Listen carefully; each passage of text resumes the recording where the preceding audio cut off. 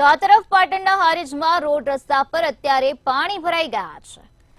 કાઠી ગામ તરફ જતા મુખ્ય રસ્તા પર પાણી ભરાયા। વાહન ચાલકો વિદ્યાર્થીઓને પારાવાર મુશ્કેલી વેઠવાનો વારો આવ્યો। તંત્ર ધારાસભ્યને રજૂઆત કરવામાં આવે છે, તેમ છતાં પણ આ સમસ્યાનું નિરાકરણ નથી આવ્યું।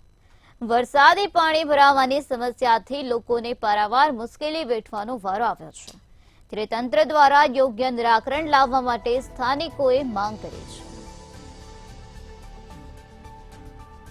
પાટણના હારીજના દ્રશ્યો સામે આવ્યા છે, જ્યાં રસ્તા પર અત્યારે વરસાદી પાણી ભરાઈ ગયા છે। વાહન ચાલકોને ત્યાંથી પસાર થતી વખતે હાલાકી ભોગવવાનો વારો આવે છે।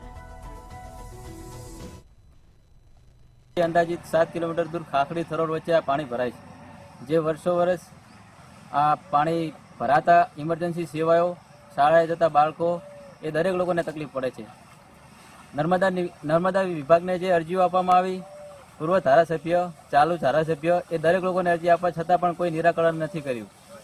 તો તંત્રને અપીલ છે કે અમારા ગ્રામજનોની કે તાત્કાલિક ધોરણે પાણી દૂર કરવાનો કંઈક ઉપાય કરે, જેથી કરીને કોઈ ઇમરજન્સી સેવાઓ લઈ શકીએ, શાળાએ જતા બાળકોને કોઈ વિપત્તિ ના પડે।